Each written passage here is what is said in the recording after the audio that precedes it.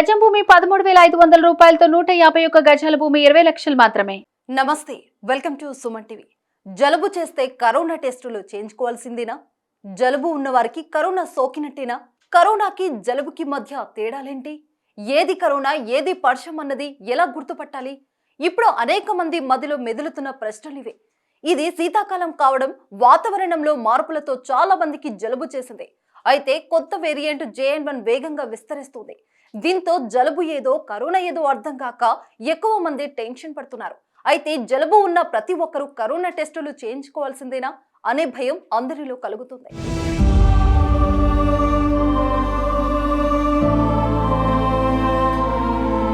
చలికాలంలో సాధారణంగా అందరి ముక్కులు కారుతుంటాయి, గొంతులో ఫ్లమ్ జామ్ అవుతుంది, చాలా మందికి దగ్గు పెరుగుతుంది, ఇంకొంతమందికి తలనొప్పి, ఒంటి నొప్పులు కూడా ఉన్నాయి.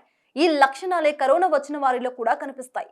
అలాంటప్పుడు ఏం చేయాలన్నది ఇప్పుడు చాలా మందిని తొలిచివేసే ప్రశ్న.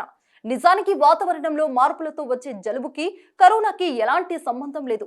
వాతావరణంలో మార్పులు వచ్చినప్పుడు ఇన్ఫ్లుయెంజా, అడెనోవైరస్, రైనోవైరస్, రెస్పిరేటరీ సిన్సిటియల్ వైరస్లు బారిన పడే అవకాశం ఉంది.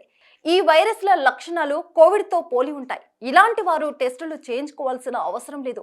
జలుబు, జ్వరంతో పాటు శ్వాస తీసుకోవడంలో ఇబ్బంది ఉన్నవారు మాత్రం ఖచ్చితంగా కరోనా టెస్టులు చేయించుకోవాలి. అంతేకాదు, ఇప్పటికే శ్వాసకోశ వ్యాధి లేదా నిమోనియా ఉన్నవారు కూడా కరోనా టెస్టులు చేయించుకోవడం బెటర్. మాస్కులు ఎవరు ధరించాలి? దగ్గు, తుమ్ములు ఉన్న వారంతా మాస్కులు ధరించి తీరాల్సిందేనా అంటే కొన్నిసార్లు తప్పదు అంటున్నారు వైద్యులు. ఇప్పుడు బయటపడ్డ JN1 వేరియంట్ చాలా వేగంగా విస్తరిస్తుంది. సింగపూర్ వంటి నగరాల్లో అయితే ఎవరి అంచనాలకు అందని విధంగా ఈ వైరస్ వ్యాపిస్తుంది. మన దేశంలో కేరళలో JN1 వైరస్ ప్రభావం అధికంగా కనిపిస్తుంది. గడిచిన 9 రోజుల్లో ఇక్కడ పాజిటివ్ కేసుల సంఖ్య రెండింతలైంది. అంటే ఈ వైరస్ వ్యాప్తి ఏ విధంగా ఉందో అర్థం చేసుకోవచ్చు.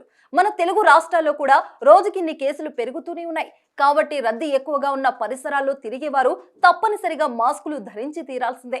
ఇప్పటికే కర్ణాటక వంటి రాష్ట్రాలు 60 ఏళ్లు పైబడిన వాళ్ళు మాస్కులు ధరించాలని ఆర్డర్స్ వేశాయి. మన తెలుగు రాష్ట్రాల్లో కూడా అనేక పాఠశాలలు విద్యార్థులకు మాస్కులను తప్పనిసరి చేశాయి. దీంతో మాస్కు ధరించడం తప్పేమీ కాదు అంటున్నారు వైద్యులు. వ్యాక్సిన్ తీసుకున్న వారికి కూడా కరోనా వస్తుందా? కొత్త వేరియంట్ సోకుతుందా? బూస్టర్ డోస్ తీసుకున్న వారు కూడా కరోనా జాగ్రత్తలు పాటించాలా? లేదంటే బూస్టర్ డోస్ తీసుకుని వారు మళ్ళీ బూస్టర్ డోస్ తీసుకుంటే సరిపోతుందా అంటే దీనిపైన కూడా నిపుణులు రకరకాల అభిప్రాయాలు చెప్తున్నారు. కరోనాను నియంత్రించడంలో వ్యాక్సిన్ చాలా తోడ్పడిందనే చెప్పాలి. అయితే రోజులు గడిచే కొద్దీ వ్యాక్సిన్ ప్రభావం కూడా తగ్గుతుంది. దీని వల్లనే వ్యాక్సిన్ తీసుకున్న వారు కూడా కొందరు కరోనా బారిన పడుతున్నారు. కాబట్టి వ్యాక్సిన్ తీసుకున్న వారు కూడా ఖచ్చితంగా కరోనా పట్ల జాగ్రత్తగా ఉండడం మంచిదని సూచిస్తున్నారు నిపుణులు.